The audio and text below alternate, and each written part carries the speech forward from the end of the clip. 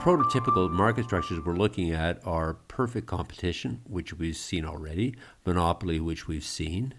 We'll be looking at oligopoly later, but this specific one of monopolistic competition is what we're going to look at now. What's the distinction between them? Well, free entry is a critical concern. Perfect competition involves free entry, meaning anybody can get into business, whereas monopoly obviously is impossible. There's a single seller. Oligopoly, there's no free entry. Monopolistic competition means that people can get new firms can get into the business. But what makes it special is that it's also selling a different product, which makes it similar to monopoly. Incidentally, the concept of monopoly, it was well understood by Adam Smith. That's what 250 years ago.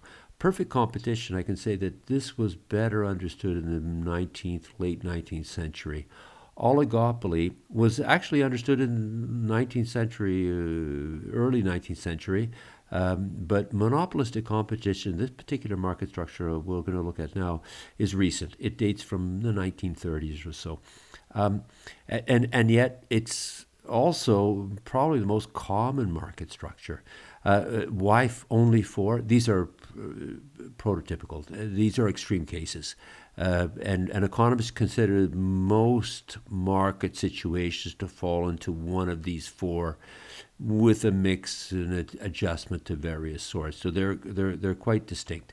Anyway, let's take a look at this monopolistic competition market structure. I'm going to use the example of, let's call it geographic economics, which is in fact actually an introduction to game theory. And that's what we're going to look at. So consider a street in Montreal, typical street. And like most streets in Montreal, there's a lot of dépanneurs. They're all over almost every corner. Not every corner, but many of them. Corner store.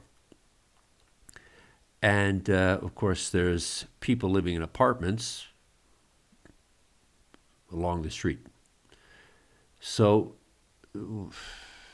let's imagine people look at this, they see various apartments, there's a place empty, so as a result, somebody opens a new dépanneur.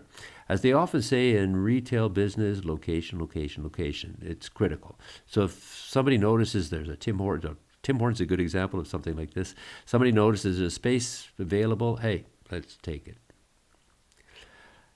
So the first point to note about this is because of free entry or easy entry, let's call it, economic profit will be competed to zero.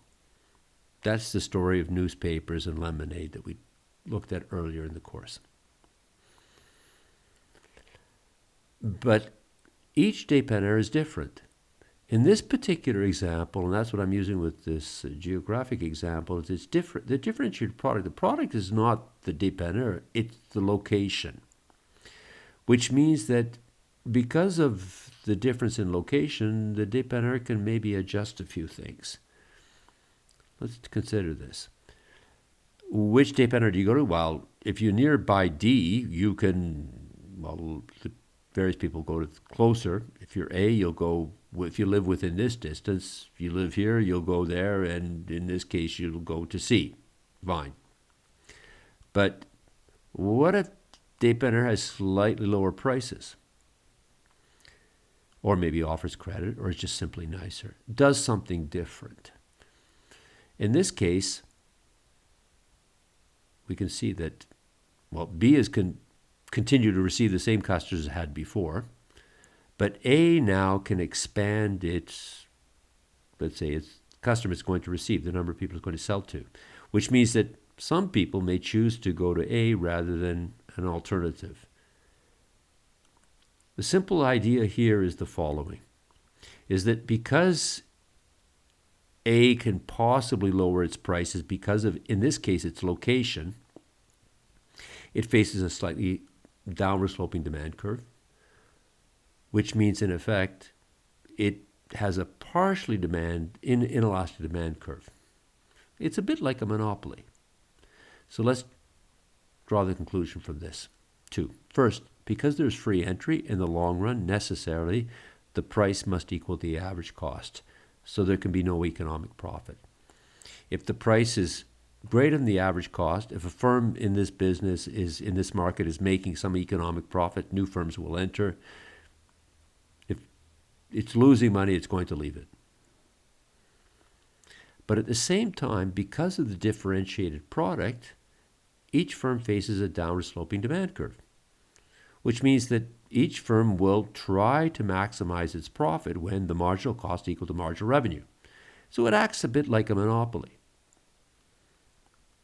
The key question in this is the discovery that I would say the 1930s when they thought of this market situation, is to imagine a graph that would indicate both of these two conclusions. That's the topic of the next lecture. Die Ecke, den man Mackie Messer nennt, und Schmulmeier